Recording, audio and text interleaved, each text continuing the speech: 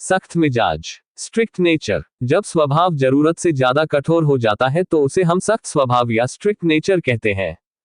उदाहरण के तौर पर जैसे वो व्यक्ति बहुत अनुशासन में रहने वाला, डिसिप्लिन्ड, स्ट्रिक्ट स्वभाव वाला है, इसलिए उससे बात करने में बहुत संकोच होता है। विद्यार्थीगण अक्सर कहा करते हैं कि हमारा हेडमास्टर बहुत स्ट्रिक्ट है, हमारे गणित के टीचर बहुत स्ट्रिक्ट हैं, इसलिए उनसे सभी विद्यार्थी डरते हैं, इसलिए ही सब उससे खौफ खाते हैं। फलाने व्यक्ति का स्वभाव बहुत कड़क है, इत्यादि इत्यादि। कठोर स्वभाव वालों के लिए अक्सर ऐसा लोग कहा करते हैं। सख्त स्वभाव के इस विषय को अनेक आत्माओं की भिन्नताओं, विभिन्न योग्यताओं व क्षमताओं के हिसाब से समझेंगे तो इसका तथ्य स्पष्ट रूप से समझ में आ सकेगा। परमात्म ज्ञान के अनुसार यह हम जानते हैं कि अनादि अविनाशी प्रत्येक आत्मा में सब कुछ इनबिल्ट है। इस इनबिल्ट स्थिति को ही हम स्वभाव कहते हैं। स्वभाव कहिए या संस्कार कहिए, बात एक ही है, क्योंकि संस्कार ही स्वभाव की छलनी से छनकर ही प्रैक्टिकल व्यवहार में प्रकट होता है। इस इनबिल्ट स्थिति को हम प्रैक्टिकल व्यवहार में कर्म और स्वभाव के अनुसार भी समझें।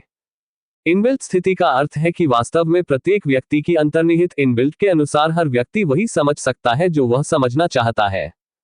हर व्यक्ति वही समझ सकता है जैसी उसका आंतरिक स्वभाव होता है। प्रत्येक व्यक्ति वही कर सकता है जो उसकी अंतर्निहित क्षमता है। उससे अन्यथा वह नहीं समझ सकता है, उससे अन्यथा वह नहीं कर सकता है। इसलिए वास्तव में ये सदा ही जरूरी नहीं होता है कि हर व्यक्ति वही ही समझ सकेगा जो हम उसे समझाना चाहते हो। इसका ये भी अर्थ हुआ कि हर व्यक्ति केवल वही और वैसा ही नहीं कर सकता है जो हम उससे करवाना चाहते हो, क्योंकि सबके संस्कार स्वभाव भिन्न भिन्न होती है। गहरे में देखने तो संस्कार स्वभाव के अनुसार ही हर व्यक्ति की क्षमता होती है, इसलिए प्रत्येक के स्वभाव अपने अपने ढंग से काम करते हैं। जब सबकी क्षमताएं स्वभाव भिन्न भिन्न ही होती हैं तो हम अपनी ही सख्ताई के रूढ़िवादिता वाली वैचारिकता और भावनात्मकता की बातों में अपना समय और ऊर्जा क्यों खर्च करते हैं? विचारणीय है। ऐसा सख्त मिजाज तो फिजूल हो जाता है। जैसे प्रायः लोग इसी जिद पर अड़े रहते हैं कि इन्हें तो ऐसा ही करना चाहिए, ऐसा ही सोचना चाहिए, ऐसा ही समझना चाहिए। यदि मनुष्य का यह इनबिल्ट वाला मनोविज्ञान हमें स्पष्ट होता है और फिर भी हम व्यवहार में सख्त स्वभाव वाला बने रहते हैं और हम दूसरों पर अत्यधिक सख्ताई थोपते रहते हैं। यदि किसी व्यक्ति के विचार, स्वभाव, संस्कार सहज रूप से या कर्म संयोगवश स्वाभाविक किसी दूसरे मनुष्य के विचार स्वभाव के साथ आलम्ब होते हैं तो वह बात अलग होती है। वह संयोगवश होता है, वह परिस्थिति अलग होती है। वह परिस्थिति केवल है संयोग और स्वभाव से ही होती है, जिसे हम परिवार या वंशानुगत कर्म संस्कार का मिल होना कहते हैं। यदि ऐसा सहजता से स्वाभाविक रूप से होता है तो ठीक है, अन्यथा इसमें कठोरता करने में कोई सार नहीं होता है। जबरदस्ती आपस में मेल बिठाने की या परिवर्तन करने तथा स्वयं के या दूसरों के समान बनाने का सख्त मिजाज बिल्कुल भी तर्क संगत और विवेक सम्मत नहीं होता है। वास्तव में स्वभाव और संस्कार के मामले में ये कठोर स्वभाव का होना निरी अज्ञानता ही है। कई बार ऐसा भी होता है कि मनुष्यों को ज्ञान होते हुए भी वह अज्ञानतावश दूसरों के साथ सख्त स्वभाव से व्यवहार करता रहता है।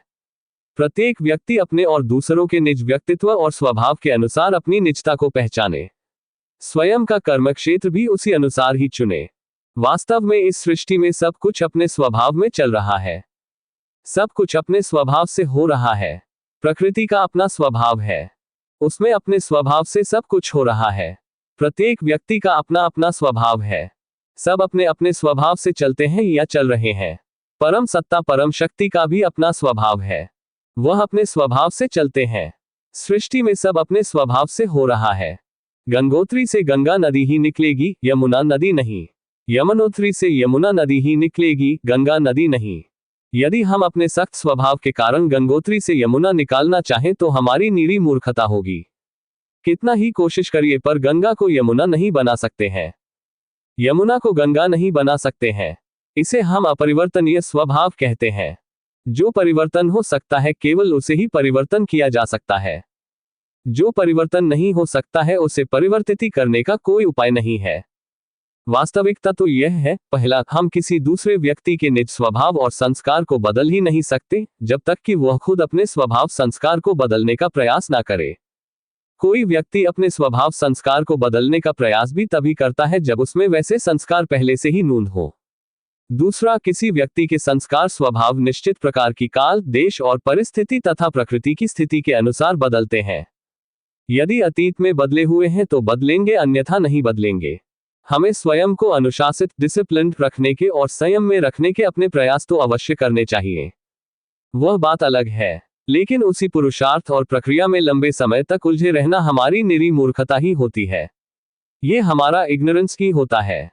इस हिसाब से दुनिया में कुछ भी स्ट्रिक्ट सख्त होने जैसी बात नहीं है। चाहे स्वयं के प्रति स्ट्रिक्ट, चाहे दूसरों के प्रति स्ट्रिक्ट, चाहे कार्य व्यवहार में स्ट्रिक्ट, किसी भी प्रकार की सख्ताई एक सीमा से ज्यादा उचित नहीं होती है, वह स्वाभाविक नहीं होती है। प्रकृति का विज्ञान कहता है कि स्वभाव की नरमी और सहजता दीर्घकालीन होती है, कठोरता अल्पकालीन होती है। लेकिन चीजों के उनके अपने निज स्वभाव में होने देने में जो सबसे बड़ी बाधा होती है, वह होती है हमारी मैपन और मेरापन की चेतना। जबकि संसार में सब कुछ अपने स्वभाव से हो रहा है, इसमें मैं और मेरा की अवधारणा ही जटिलता पैदा करती है। मैं और मेरे की अवधारणा भी एक सीमा तक ही व्यवहारिक तथ्य बनी रहती है। एक सीमा के लांघने के बाद यह मैं और मेरा का तथ्य ही स्ट्रिक्टनेस बन जाता है। यही सख्ताई ही पुनः और ज्यादा जटिलता बन जाती है। जब हम सब कुछ को अपने स्वयं के स्वभाव या विचार के अनुसार ही रूप देना चाहते हैं तो यही जटिलता एक समस्या बन जाती है। प्रक्रिया में चलते चलते यह अति सख्ताई ही स्वयं के प्रति और दूसरों के प्रति दुखदायी बन जाती है। ये गहराई से समझ ले कि प्रत्येक व्यक्ति के व्यक्तित्व की एक निजता होती है। उसकी सब प्रत्यक्ष और अप्रत्यक्ष योग्यताएं या विशेषताएं भी उसकी निजता में ही सन्निहित होती हैं। विषय के अंतर्गत मूल बात यही है कि हमें अपने और दूसरों के मूल मुख्य स्वभाव संस्कार को समझकर कार्य व्यवहार में चलना चाहिए। जब हमें स्वभाव की ऐसी समझ होती है तो जीवन में एक प्रकार की स्थिरता और निश्चिंतता बनी रहती है। खैर, मनोवैज्ञानिक ज्ञान का विषय कुछ ऐसा है कि ज्ञान कभी भी पूर्ण नहीं हो सकता है। हमें लग सकता है कि हम ज्ञान से पूर्ण हो गए, हमें यह भी लग सकता है कि हम सब कुछ जानते हैं, हमें संसार का और सभी का पूरा ज्ञान है। लेकिन नहीं, कदापि नहीं। मनुष्य चाहे कितनी भी कोशिश कर ले, ज्ञान की अपूर्णता रहती ही है। क्योंकि जब अपूर्णता रह गई होगी तभी तो उत्थान और पतन का खेल अपनी निरंतरता में चलता रहता है। यदि सब कुछ ही पूर्ण हो जाए तो एक समग्र एब्सोल्यूट स्थिति बन जाए और उत्थान और पतन का खेल भी खत्म हो जाए। इसलिए किसी भी मनुष्य के स्वभाव, संस्कार और क्षमता के बारे में और ज्ञान के बारे में तथा कर्म व्यवहार के बारे में 100% सही होने की आशा नहीं करनी चाहिए। कई लोगों को मेरी यह बात शायद ठीक नहीं लगे, लेकिन यही सत्य और तथ्य है। एक छोटी सी बात हमें समझनी चाहिए कि इस साकार दुनिया में कभी भी किसी भी समय खंड में 100% के पैमाने का कुछ भी नहीं होता है। इस आध्यात्मिक प्रज्ञा के हिसाब से भी सख्त मिजाज का कोई भी औचित्य नहीं है। कठोर स्वभाव गहरे से गहरी अज्ञानता है। कठोर स्वभाव से जीवन की सहजता समाप्त हो जाती है। सख्त स्वभाव की रूढ़िवादिता से केवल दुख ही दिया जा सकता है। ध्यान रहे कि सहज स्वभाव का अर्थ अलबेलापन नहीं है। सहज स्वभाव का सीधा सा अर्थ है कि सख्त स्वभाव का अभाव हो जाए और सतर्कता और श्रम ज्यों का त्यों बना रहे। पुनश्च विचार करिए कि जबकि सृष्टि का नाटक चक्रवत है, इसकी गति हमेशा गतिमान रहती है। विश्व नाटक और ब्रह्मांड की यही वास्तविकता है, यही इसकी इनबिल्ट जटिलता है। आत्मिक अनुभूति की बात अलग है। आत्मा अनुभूति जब होती है तो वह अपने आप में सबकी अपनी अपनी पूर्ण पोटेंशियलिटी में ही होती है। उसमें कोई अपूर्णता की बात नहीं रहती। पर मन बुद्धि का ज्ञान कभी पूर्ण नहीं होता है। हमें एक सीमा तक नेगेटिव और अनैतिकता को पॉजिटिव और नैतिकता में बदलने का प्रयास पुरुषार्थ करना चाहिए।